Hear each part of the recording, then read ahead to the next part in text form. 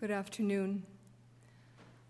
My name is Beverly Brazier, and I'm honored to be in ministry with the people of Whitehorse United Church and to be welcoming you to this service. This is an intimate time for you, and I thank you more than I can say for asking me to be here. It is most certainly not my pleasure, but it's my honor to be helping with this service. A couple of things that are just detail that I need to say is that we're asking you to remain masked while you're here, unless you're speaking at a mic, and certainly when you're singing. And to invite you as well, we'll be gathering downstairs following the service for some fellowship, and I hear there's food, and yeah, so you're most welcome to join us there. This is the very last reason that we'd ever want to gather, but here we are. Some of you are joining us online, and I welcome you. And so we come here with profound gratitude for the gift of life, for the gift of this day, for every day, for every breath, for this land, those who have stewarded it, the privilege of living and working here, the traditional territory of the Kwanlundun First Nation and the Ta'anquachin Council, and thankful for the mystery of things, that love and life endure in ways that we don't understand. But today, we come here thankful most of all for the life of Laurie Schroeder, to say it matters that she lived, to speak her name with gratitude and love, and to celebrate the light that was and still is Laurie Denise Schroeder.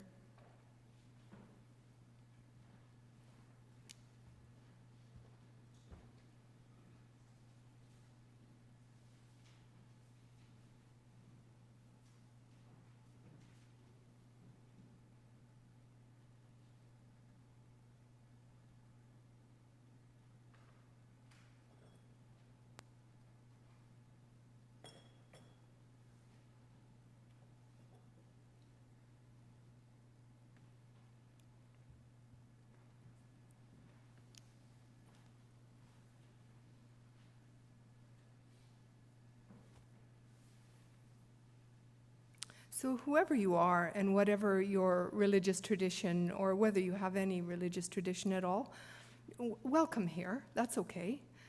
Whoever you are, we welcome you here. This is not about traditions, and it's not about beliefs. This is about love. We're here because of love. The first and the last thing we're called to as human beings is love. That's what lasts. That's what counts in the end. That's what endures. And so thank you for the love that brought you here today. And in the name of love, I welcome you to this, our church home. Some of you are at home in your own homes. Others will be seeing this perhaps as a later recording, I don't know. To say that these COVID conditions are not what we would want as we mark the death of this remarkable woman, to say that is not how we'd like things to be is a huge understatement, but again, here we are. And I'm sure that you've been in touch with people who would normally have been here. You've probably been in touch, I don't know, by Zoom or FaceTime or all of those things. And even though those things aren't as good as hugs and physical presence, it's not bad. It's not bad. And of all the things that COVID has taught us, I'll speak for myself, I've learned that those connections are powerful and they're real. This connection that we have with you, with that camera right now, that's a real connection. And especially at a time like this, we're aware of the different ways of making connection. The elbow bump, the hug like this, the distance hug like this. The bonds of love and togetherness are not confined, nor are they restricted by mere geography, nor are they limited by death. Because there's a steady, pulsing love that connects and life that endures in ways we don't understand but are perhaps all the more real for that. So I'd invite you to be in this moment, to let yourself be present to the wonder of life and of this gathering. And even in the sadness of this service, I hope you're aware of what a gift it is to have friends and family together with you, and what a blessing it is that at the end of someone's life they have people who will cry, and lives that have been touched by them, and who have a community like this. Let this bring out the best in us, because this is us at our best. When we show up for one another no matter what. When we're hurting, it really doesn't get better than this. And let us be open as well to the power of love and light that is shining and pulsing in our own hammering, broken hearts, and also in the energies of the universe. So may this celebration be for all of us a call to deeper integrity and stronger purpose and wilder singing and deliberate joy. We're going to sing now. There's a book in front of you called Voices United. It's a burgundy one, and it's 266. I'm pretty sure you've heard this song before.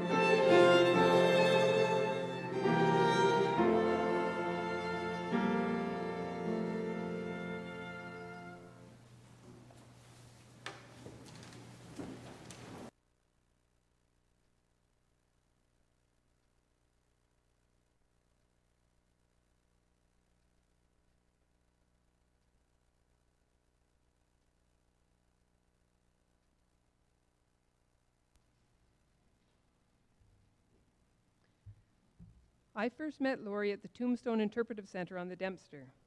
We bonded over our shared enthusiasm for plants and fungi.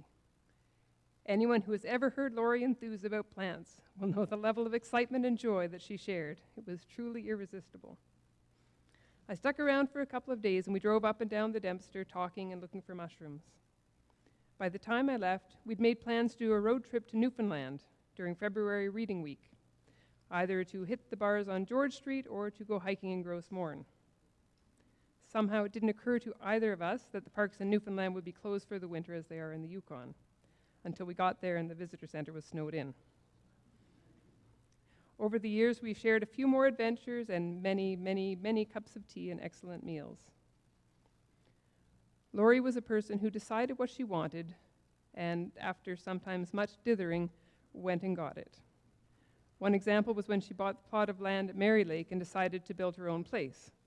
She went to Yukon College and took the carpentry course.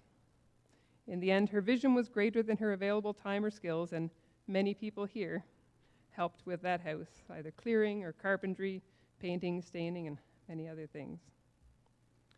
Laurie was a self-taught botanist who learned the plants and ecology of the Yukon by exploring and by learning from experts. She told me about some wonderful experiences she had, listening to elders share their stories of the land, and she was so lucky to be able to explore remote places in the Yukon through her fieldwork. At one point, Laurie started thinking about going back to school so that she would have credentials to expand her work as a botanist. She took the Renewable Resources program at Yukon College and later applied to the University of Alberta in 2013 as a mature student, and she studied ecology. I think her thesis advisor, Fiona, is going to talk more about that. For over 15 years, Laurie organized the Yukon Science Institute series of public lectures. She loved meeting new people and hearing about their research, as well as visiting with those members of the community who came out regularly. She also worked at the Whitehorse Public Library for a couple of years, and her favorite part of that job was doing the story time for small kids. She loved picking out children's books and reading them out loud, capturing the audience completely, and entertaining both kids and their parents. Laurie's first degree had been in English literature at McGill University, specializing in children's literature. She often said that it wasn't a very practical choice, but I think it showed how she focused on things that interested her and explored her passions. She would spend hours in bookstores searching out books to give away as gifts, and many children, including mine, were the happy recipients of her curated choices. Laurie was a loving person who gave the best hugs, laughed loud, and cried often. She just returned to Whitehorse last fall, and she'd been settling back into the Yukon. She was so excited to work on the yard of her house in Riverdale and had started painting inside as well. Coming out of the COVID pandemic, Laurie was reconnecting with old friends, and she told me just the day before she headed out into the field about some visits she'd had with old friends and her plans to go and visit her cabin in Kluane, her bowler trailer out at JP and Sally's. Over the years, Laurie built a Yukon chosen family. She had many, many groups of friends, which intersected in interesting ways at various times. Whether it was through the work on her house, out in the field, around a campfire jam session, or at a music festival or art festival, Laurie knew so many people. Whenever she saw you, she'd greet you with a big hug and start right in on whatever her current enthusiasm was.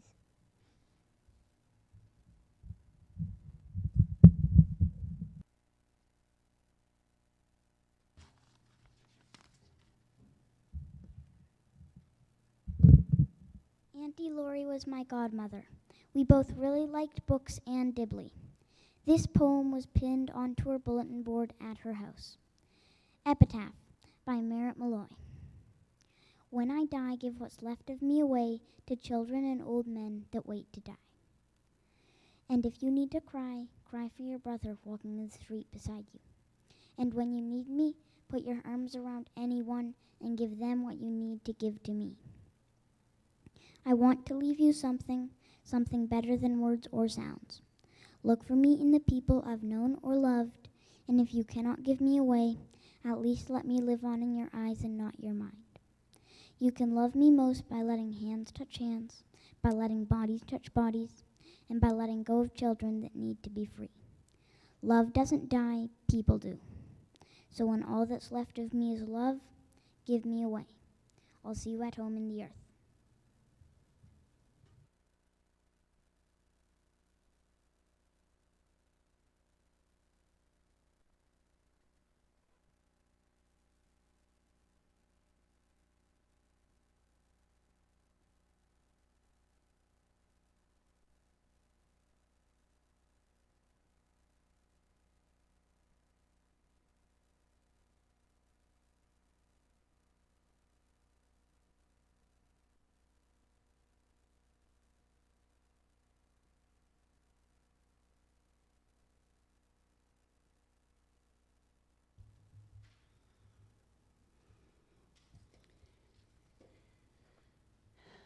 I'm Viola.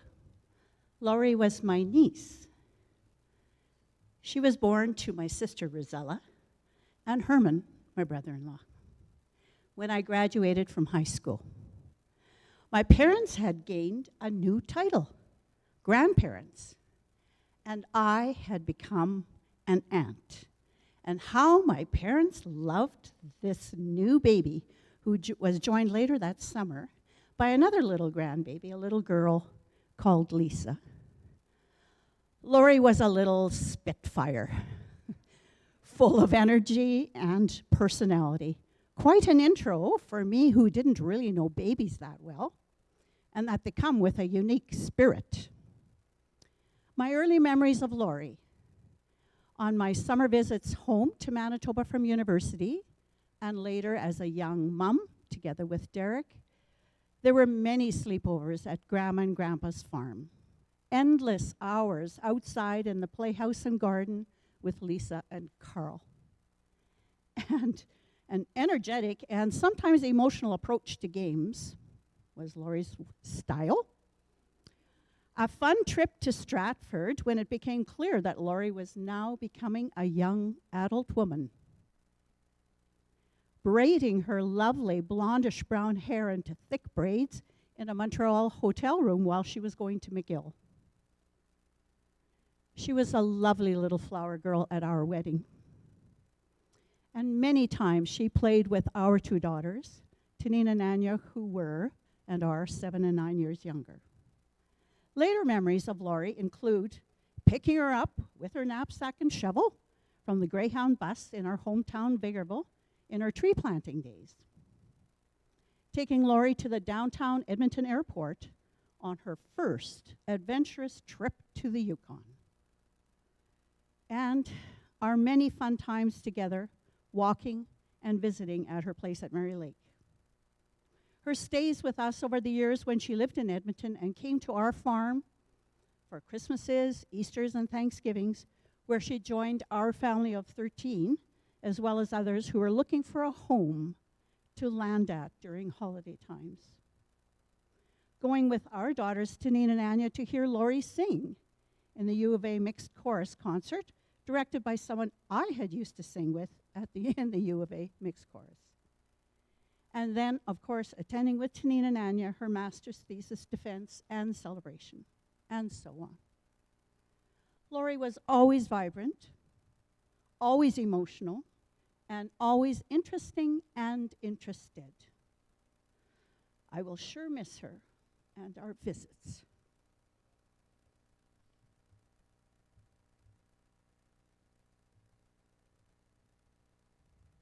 A memory just popped into my head. I didn't check it with Herman or Viola, but it seems to me that Laurie was a border guard in Yukon at one point, wasn't she? And I was thinking it would have been fun to go up and just watch her deny entry to some hard ass trying to sneak into our country, you know. My knowledge and relationship, knowledge of Laurie and relationship with her is more recent, but it's gone back many, many, many years as well. And I do remember the very first time Viola and I came to Yukon, would have been maybe 1990, we were on our way to a conference in Anchorage, and we were fortunate enough to be able to meet with Laurie and her parents, Herman and Rosella, who were here visiting. So it was really wonderful. And then I developed a business reason to be coming to Yukon and have been here regularly over the last 20 plus years, and would always make a point of visiting with Laurie and going out for supper with her, some of her favorite haunts, Sanchez, Cantina, Antoinette's, different places that we'd go and always enjoy visiting. And I have a couple of memories that our daughters, her cousins Tanine and Anya, shared and sent along. So Tanine remembers, because Laurie would come to our place for family meals, as Viola mentioned, and it would be a gong show. 7 little kids, varying ages, excited, screaming, running around. Quite a contrast to Laurie's sometimes very solitary life. But she handled it with grace. Tanine said that she was always affectionate with the kids, very huggy, sitting close and enjoying the prattle of little minds and conversations for much longer than the average adult. Her laugh was big and enveloping. Her sobs were loud and heartrending. She had kind of an unregulated emotional immediacy. Anya said, growing up, I loved her thick, gorgeous French braid, the most impressive head of hair I had ever seen. She was a safe place to land at family gatherings at the farm, always offered a quiet reprieve and interesting conversation. And at those family gatherings, we'd often have other people join us, friends join us, and I didn't compile them, but they all shared memories of Laurie's experiences with them that were special to us. But I'd have to say that the tragedy of her death has been a revelation about the incredible breadth and depth of her friendships. The many people that made up Yukon Laurie. And it's been wonderful. Thank you all. I kind of thought she's like a rosebud, blossoming one petal at a time in this revelation that we're all seeing. Just what a great life she lived. Thank you.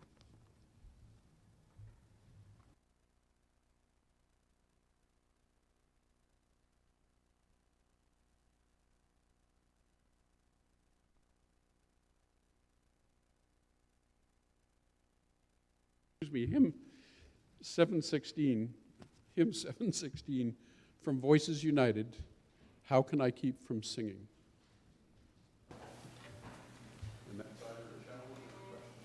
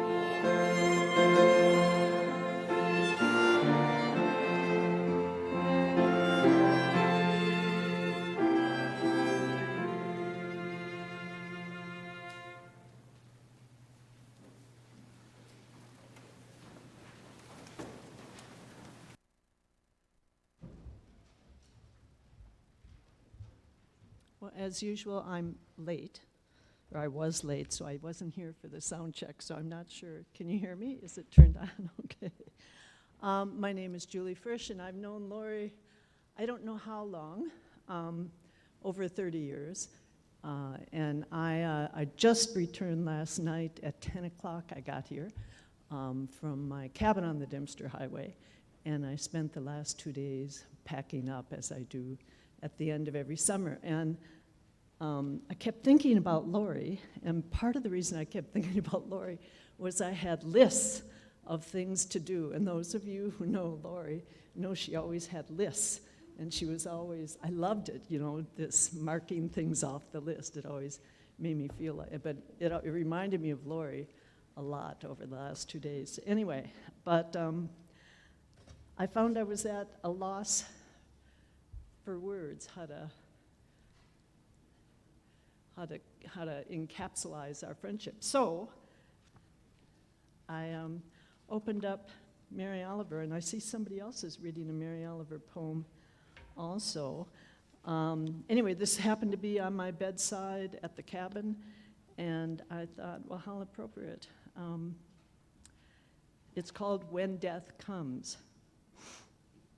When death comes like the hungry bear in autumn, when death comes and takes all the bright coins from his purse to buy me and snaps the purse shut, when death comes like the measlepox, when death comes like an iceberg between the shoulder blades, I want to step through the door full of curiosity, wondering, what is it going to be like, that cottage of darkness?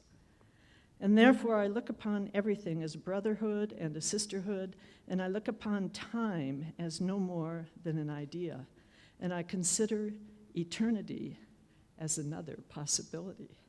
And I think of each life as a flower, as common as a field daisy, and as singular, and each name a comfortable music in the mouth, tending, as all music does, toward silence, and each body a lion of courage and something precious to the earth. When it's over, I want to say, all my life I was a bride, married to amazement. When it's over, I don't want to wonder if I have made my life something particular and real. I don't want to find myself sighing and frightened or full of argument. I don't want to end up simply having visited this world. And I think that's so true of Lori. Sorry.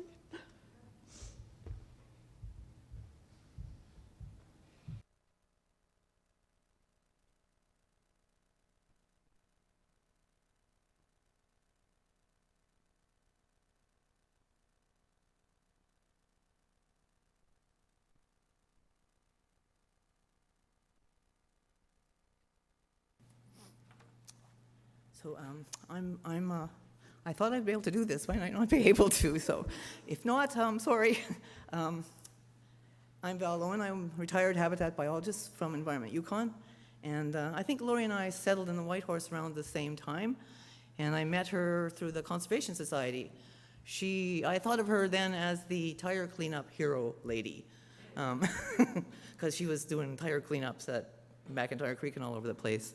And so I think I just knew her casually for a while, and then as she got more and more interested in sort of doing a career change towards the environment, I eventually hired her to work in the little Environment Yukon herbarium. And I had no time and actually no expertise in being able to direct her in that. So I just sort of gave her a list of tasks and a couple of books and said, you know, have at her. And so she did a great job. And I think during that time, she learned a lot about plants, and she suddenly became like an expert, and she started to get jobs doing plant work. And so I went from being someone that hired her to someone that worked with her, and then ultimately I worked for her on her field work for her master's thesis. And so we had some pretty good times together. one of Laurie's struggles, which many of you may know, is she always said, I'm not good enough, I can't do it. I just can't do it. And I would say, Laurie, you can do it, you're good, you're fine. And I said, maybe there is somebody better, but that person is not here. You're here, and you can do it. And I didn't actually realize the breadth of her talents until one time she was updating her resume, and she gave it to me to look at. And she organized it chronologically, as you typically do with a resume. And there was so much stuff in it, and it was all over the place. And I thought, Jesus, this woman has no clue what she's doing with her life. And I thought, I thought, the prospective employer is not going to be very impressed with that. And so I thought, well, what if we reorganize it into categories like skills, abilities, talents, achievements, whatever. I don't remember the categories. So I did that, and I reread it again, and I thought, oh, my God, this woman can do anything.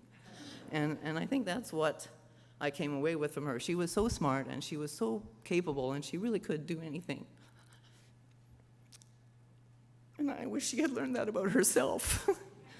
Now, the other place that we connected was through dogs. And she had the wonderful, lovely, adorable Fidget. At the same time, I had the wonderful, lovely, adorable Tia. And they had the same kind of personalities. They were like dogs. Like, they like to be busy, they like to be doing things, they like to learn new stuff. And so my dog Tia got me into dog sports, and I think Fidget probably would have done the same for Laurie, except her life was a bit too unsettled at the time. But she did learn a lot about what it's like to have a dog who wants to do stuff all the time. And after Fidget passed, she got this little one, who also is keen and fast, so fast you wouldn't believe, and so keen on learning and doing stuff. And so with Dibley here, she did agility, and she did scent work, and she was going to do tracking, and she did all kinds of training with this dog just on her own. And one of the best things she did is she took this tiny dog and she helped make her feel secure in a world of everything bigger than her. And at one point she had asked me if something happened to her, would I take Dibley or would I find her a good home? And initially I thought, yeah. When that came to pass, I thought, yeah, I'll find her a good home.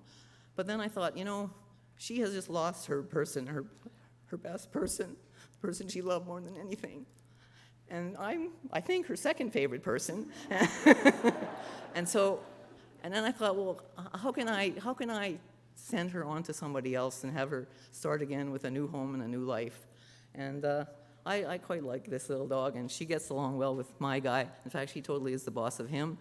And they have a great deal of fun together. And so, in honor of my friend Laurie, I will keep this dog and give her the best life I possibly can. Thanks.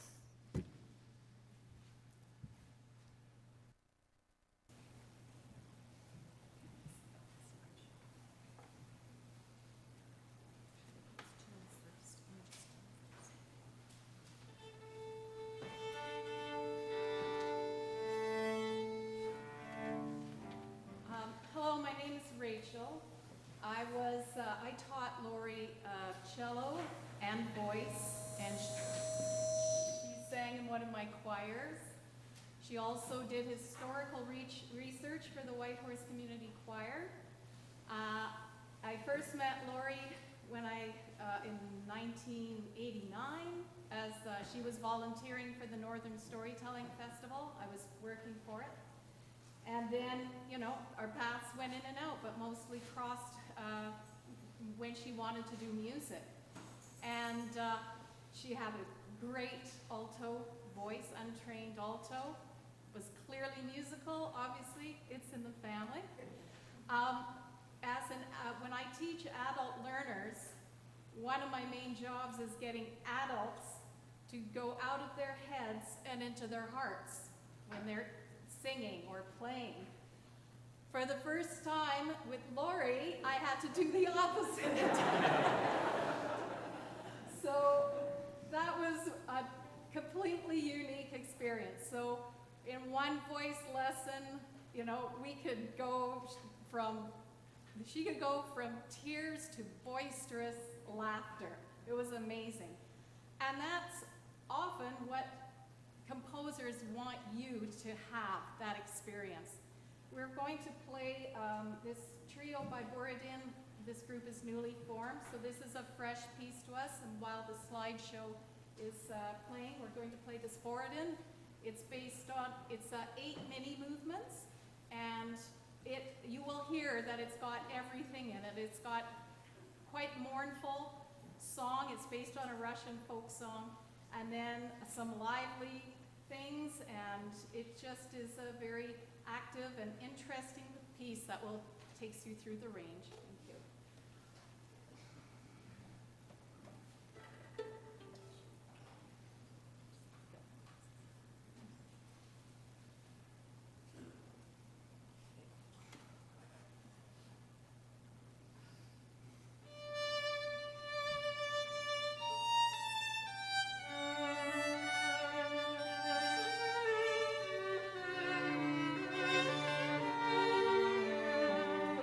Thank you.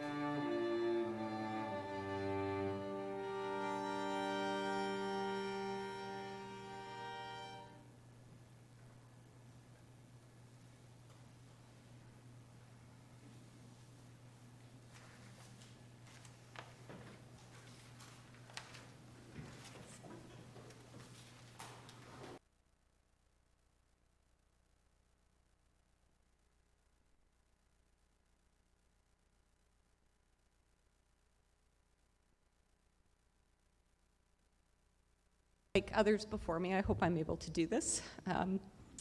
My name is Fiona Schmiegel, and I was Laurie's graduate supervisor and also her friend.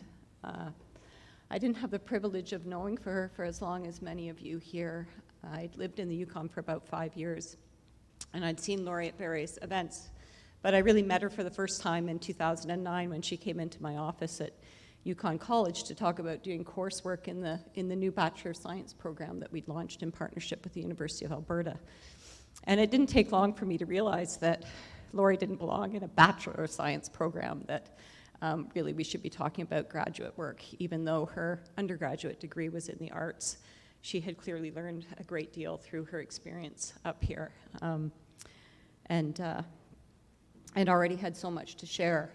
I have vivid memories of that first meeting, not just because of that conversation and how impressed I was by Laurie, but also just, you know, Laurie's personality. She lived in Technicolor, from the clothes that she wore to really her vibrant personality, her ear-to-ear grin, and her raucous laughter. I learned in that first meeting that when I met with Laurie, I needed to keep my office door closed because the volume would just go through the walls and down the hallway, and Katie can attest to that with her, with her office next door to mine. But you know, Laurie's passion for plants and for the ecosystems in which they lived was irrepressible. It was infectious, and it was inspiring. A lot of my communications over the years with Laurie were by email when we were corresponding about her thesis work, and particularly when she moved down to Edmonton to pursue some of her studies down there. And I'd like to just share a few excerpts from correspondence with her as part of this. So this is a message from March 2011, and at this point Laurie had been accepted into graduate school. She hadn't formally started, but we were planning her first field season in advance of that. And as many of our correspondences went, this was late at night, probably middle of the night, in fact. We both had a sort of predilection for middle of the night musings. So subject line, grasslands are fascinating. This is apropos of nothing except that I'm excited at this moment and want to share it, and the computer's not sharing the joy. Cheers, Laurie. After doing her first field season and her first semester up here in the Yukon, she moved down to Edmonton, to the main campus of University of Alberta, where she could take courses that were much more advanced than we could offer up here, and be working with colleagues who are experts in the field. She really thrived in that environment, and she contributed a great deal as well. She was on the executive of the Circumpolar Studies Students Association, and she shared not surprisingly, so generously of her time, and mentored a lot of students who were planning to come and work in the north. Of course, Laurie had the experience to be able to tell them what to expect. She also competed on the range team for the University of Alberta, and she put her plant identification skills to the test and excelled. The team was very successful, and she just loved it, absolutely loved it. And she was really involved in the arts scene down there as well, in the choir, and also doing children's readings, and involved in a number of other things. She really developed a community both inside and outside the university down there. She came back to do field work up here, and here's another message from Laurie. And this is as she was preparing in August 2013, having been here for the summer, to go back down. So she was, I'm organizing my iPod for the road trip, and I found a song from a friend's mixtape, that dates us. Anyway. Ukulele, a twist of hope with an occasional swell of strings, smiley music, try it out. Sam Amadon's Relief. Cheers, Laurie. And if you haven't heard it, it's a really great song. It's very prescient for the time right now. In 2014, Laurie started working with Ellen McDonald, who's here today, and Ellen's group, and Laurie was just absolutely thrilled with that work. She was exploring ecosystems throughout Alberta and learning new plants and meeting new people, and she continued working with Ellen, well, I think actually up until forever. This did slow down her master's work a little bit, I have to say, along with some of the other tendencies that others have already shared. But she did finish her thesis quite brilliantly in 2019.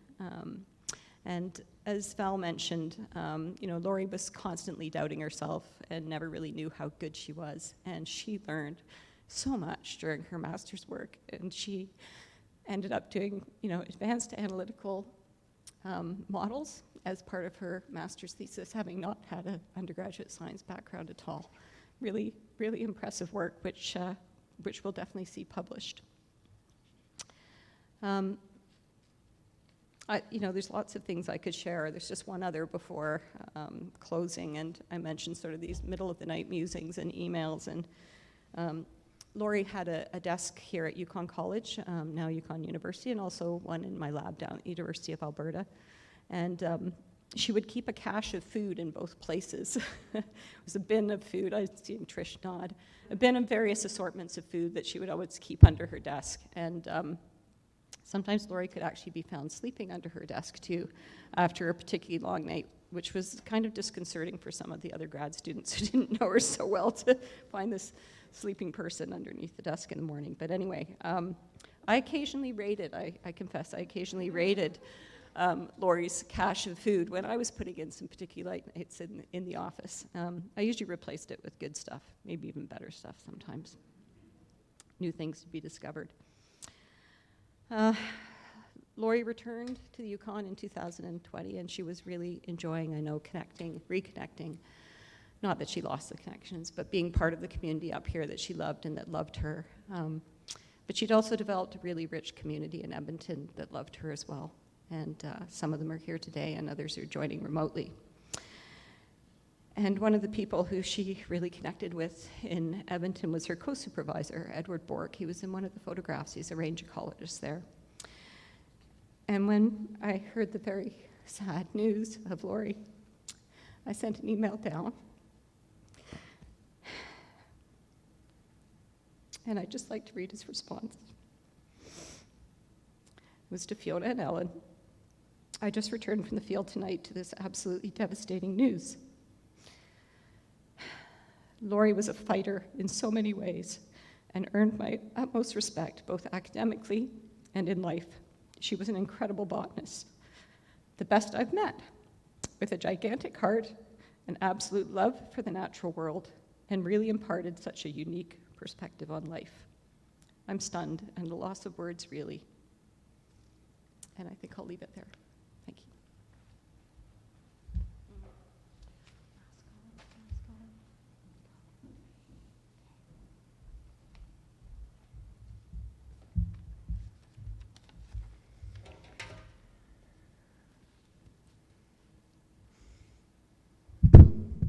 Thanks, Fiona. As Fiona said, my name's Ellen McDonald, and Laurie worked with me off and on for 5 years from her time in Edmonton towards the end of her master's and up until now. And we shared a love of plants and a love of dogs. So I'm going to read The Summer Day by Mary Oliver. Who made the world? Who made the swan and the black bear? Who made the grasshopper? This grasshopper, I mean, the one who has flung herself out of the grass, the one who is eating sugar out of my hand, who is moving her jaws back and forth instead of up and down, who is gazing around with her enormous and complicated eyes. Now she lifts her pale forearms and thoroughly washes her face. Now she snaps her wings open and floats away. I don't know exactly what a prayer is. I do know how to pay attention, how to fall down into the grass, how to kneel in the grass, how to be idle and blessed, how to stroll through the fields, which is what I have been doing all day. Tell me, what else should I have done? Doesn't everyone die at last, and too soon? Tell me, what is it you plan to do with your one wild and precious life? We'll now have a hymn, Joyful, Joyful, number 232 in Voices United.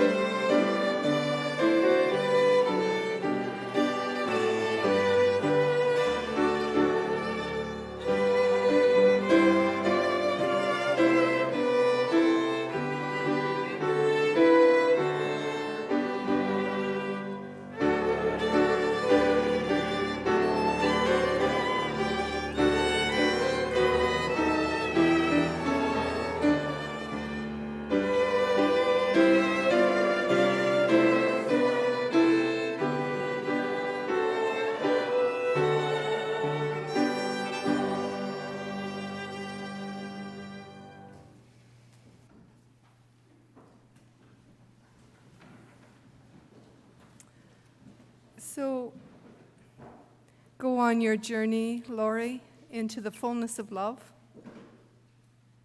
Go in the power of the Spirit who gives life to all living things, the water, the trees, the animals, the flowers, and us. Go to rest in the arms of the love and the joy that created you and that delights in you. Go gently into love's deeper presence. Go knowing you will not be forgotten and that for your living, this world is a better place. And for your dying, there is a community brought closer to the deep mystery of things. So in the leaving and in the letting go, let there be this to hold on to at the last. The endurance of love, the persistence of hope, the offering of gratitude, the receiving of grace, and the gift of peace, because we are not alone. We live in a good and precious world, and all the death that ever was set next to life would scarcely fill a cup. Let's go from here in peace. Amen.